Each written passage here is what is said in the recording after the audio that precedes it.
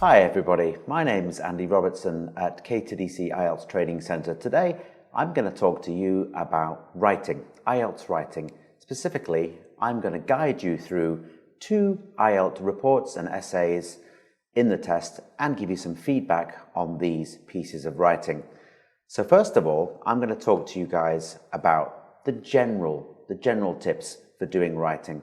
As you know, IELTS writing is 2 questions, part 1 and part 2. Part 1 is a report. It's summarizing data, a map, a graph, a bar chart, a pie chart, a process, and you have to write a short report where you're describing information in about 20 minutes. This will be a 3 or 4 paragraph essay, and you're not required to give any opinions.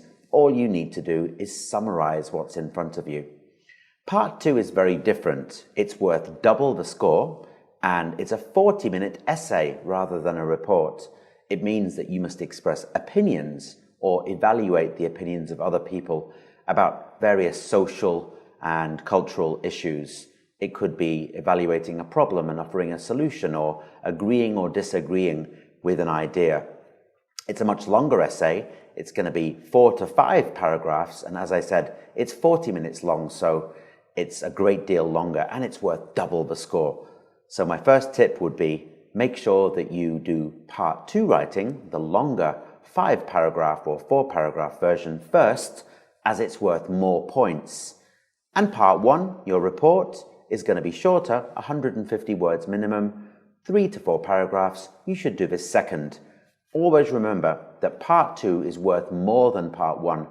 For example, if you get band score 7 in part 2 writing, the essay, and you only get 6.5 in part 1 writing, the report, you'll still get band score 7 overall, because the higher score, the essay part 2, will be counted more than part 1. Also, I'd like to tell you guys that probably the biggest issue all students at all levels face, if it's beginner level, intermediate level, or advanced level, is timing. A lot of students really struggle with timing in their essays, and this is something that we really look at KTDC, how to manage your time effectively. So we're going to start with part 1 writing, and I'm going to take you through this and give you some information about how this can be done most effectively. If you look at my screen here, we have a question. The bar charts show past and forecast rates of reforestation in 4 countries and worldwide, and the pie chart shows current interest in reforestation. Write a report to your university lecturer summarizing the data and make comparisons where relevant. Write at least 150 words.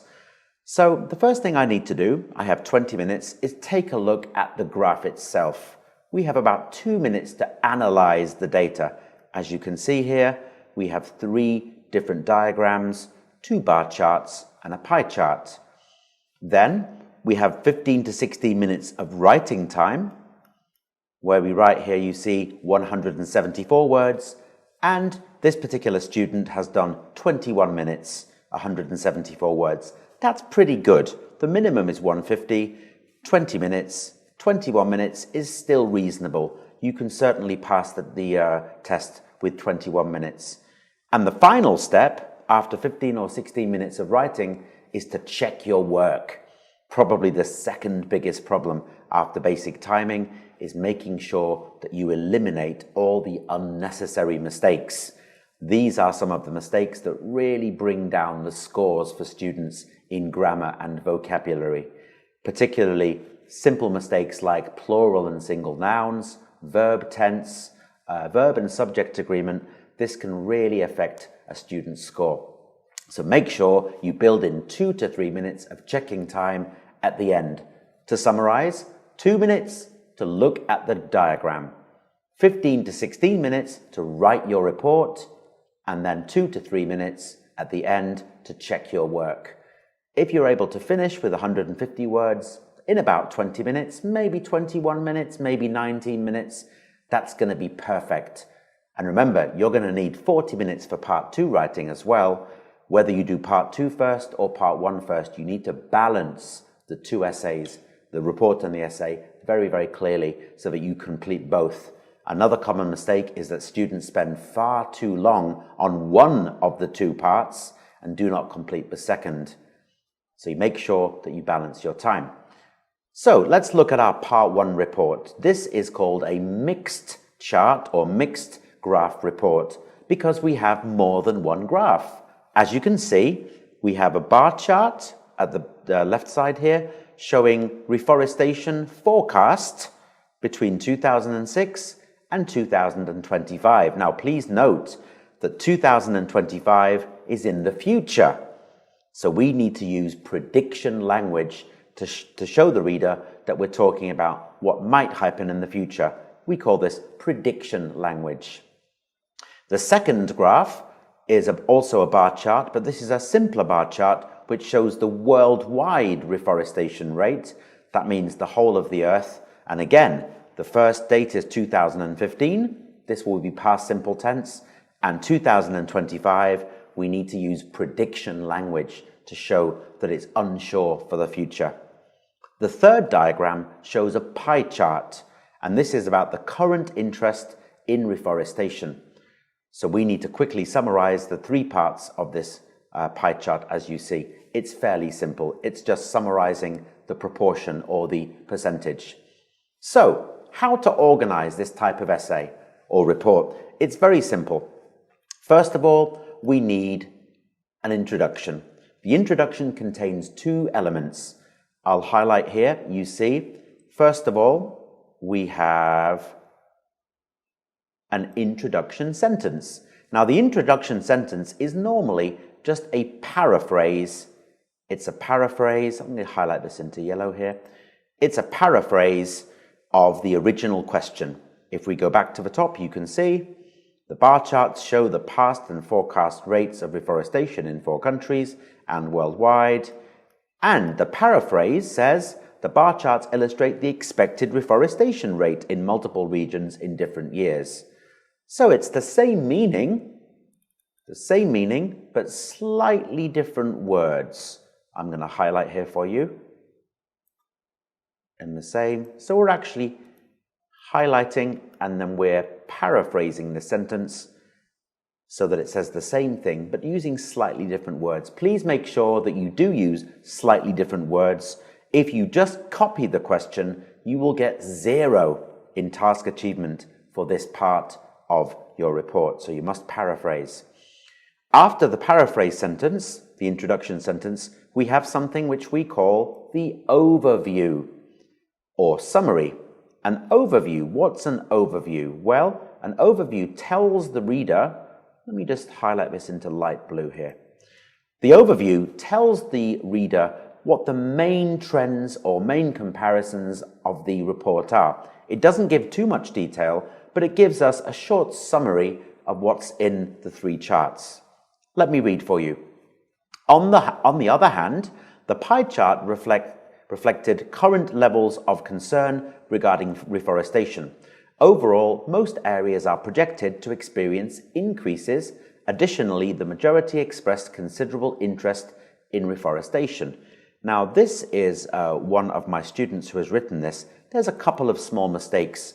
She has given the correct information. She tells us what is being shown in the 2 graphs. Excuse me, I'm going to put this into yellow here. There we go. Overall, most areas are projected to experience increases. That is true. If you look at the graphs here, you can see Ireland, Thailand, Hungary and Tasmania, and worldwide, they all appear to be going up in the future, which is fantastic. And you can see here, they are projected to experience increases. We use this phrase, are projected to, because it's unsure. It's about the future. You could also say expected to. You could also say forecast to experience increases. Additionally, the majority expressed considerable interest in reforestation. So I would actually change this a little bit and say a majority, and maybe add a couple of words here. A majority of people expressed considerable interest in reforestation. And as you can see from the pie chart, 39% concerned and 25% very concerned. Together, this is, let me work it out here, 64%. And this is what we call a considerable majority. That's over 50% expressed considerable interest in reforestation. So she gives us an introduction to the graphs of graph 1, 2, and 3, and then she gives us an overview or a summary of the three graphs, summary number 1 and summary number 2 about the bar charts and the pie charts. Then, moving on to the second paragraph, this is our first detail or body paragraph. This is where, as you can see, she tells the reader regarding the bar graph. It tells the reader, now we're looking at the bar graph. Let me do this in green here. Regarding the bar graph, Ireland began at 1.4%, 2006. This is important. She tells us the first country, Ireland, and she tells us the first year, 2006.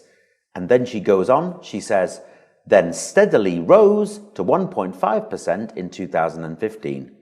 Notice that the tense, rose and began, these are both past simple tense because it's 2006 and 2015. Now I'm speaking in 2020, so these are dates in the past. So we must use the past simple tense. That's good consistent grammar. But now she changes the tense a little bit here. She says, is forecasted to reach 1.7%. We say forecasted because you see the year 2025 is in the future. The highest rate among the countries. Good grammar and also correct. Ireland, as you can see, is the highest of the 4 countries. After Ireland, she moves to Thailand. So the second country, Thailand, whose percentage stood at 1%, 2006, remains stable in 2015 and is projected to grow to 1.3% in 2025. So very simple. She gives us the name of the country. She tells us the starting date and the starting percentage. She tells about the middle, and then she projects or forecasts the ending percentage in 2025. And then, this is very good. She says here, in addition.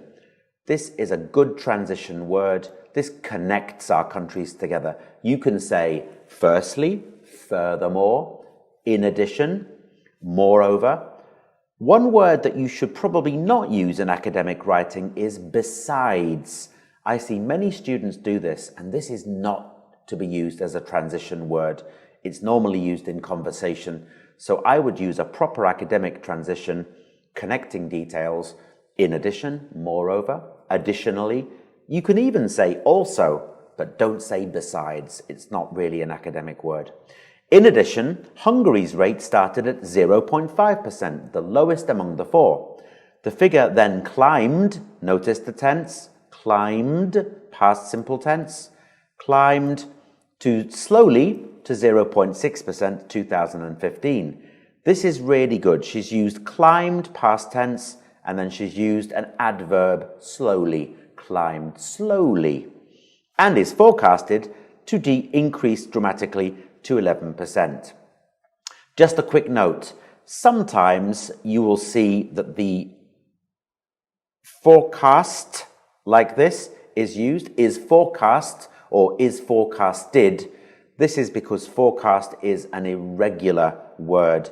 We sometimes hear it used as forecast, but actually in modern usage, we often see forecasted as well. They're both acceptable. Forecast or forecasted to increase dramatically, that means a big change, to 11% in 2025. And then she gives us another transition. She says, similarly. This indicates to the reader that our trends, our change is similar to the previous countries. Similarly, Tasmania began at 1.2%, 2006, and rose gradually to 1.5% in 2015. The rate is also expected, notice she says also expected, also because it's the same behavior as the other countries, also expected to rise to 1.6% 2025.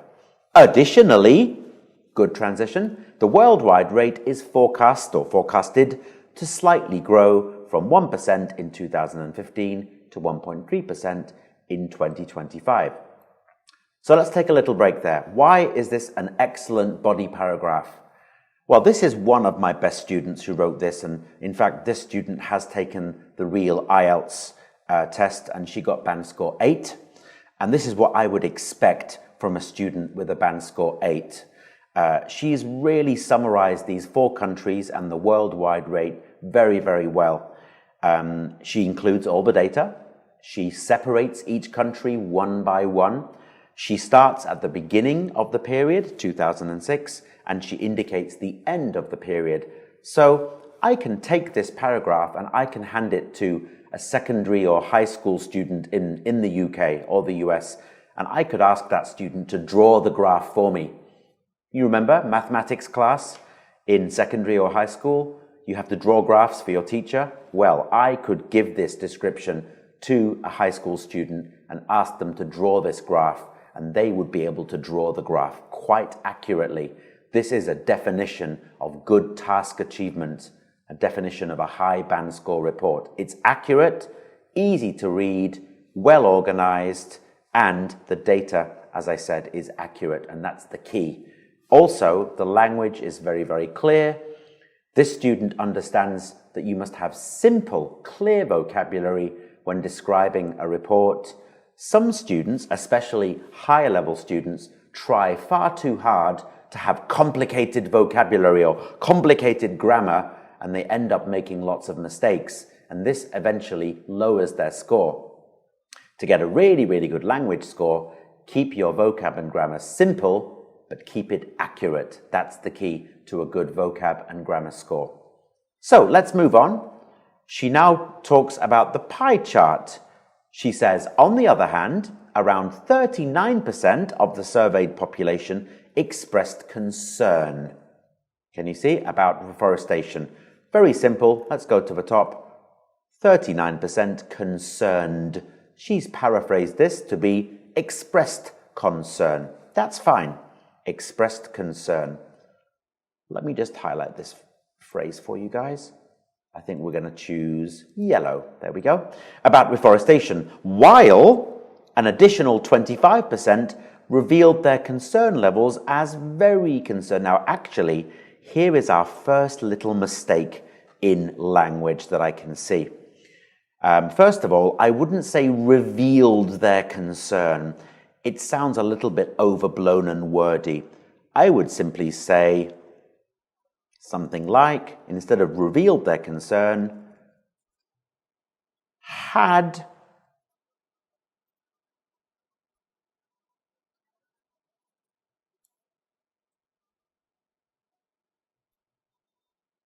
and we can say here, had a great deal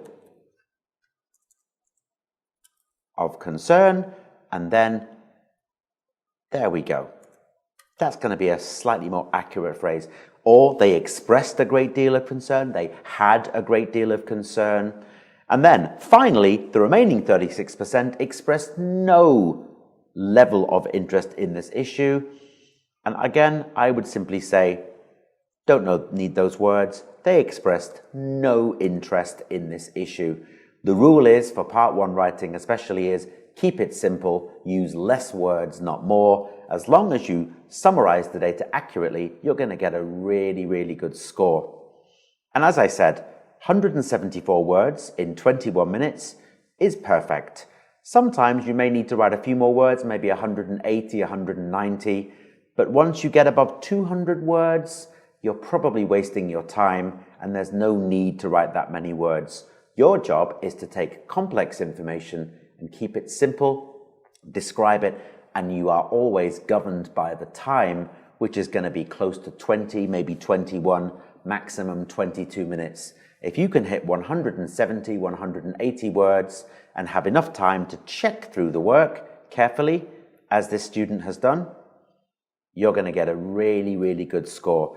And just to say, remember that you are being scored in 4 different ways. The first way is task achievement, which is the information you provide. Have you answered the question? The second is the organization of your essay, or the coherence and cohesion grade. This is about good paragraphing, logical order, and making sure that everything connects together in the correct way. And then your other 2 grades are lexical resource, or vocabulary, and grammatical range and accuracy, which is also called grammar. These are the 4 ways that you are scored, and in the case of this student, she's done very well here, and I would say this is a model for a high-level student at KTDC. It's a very, very good example of good reporting. And I think that's it, guys.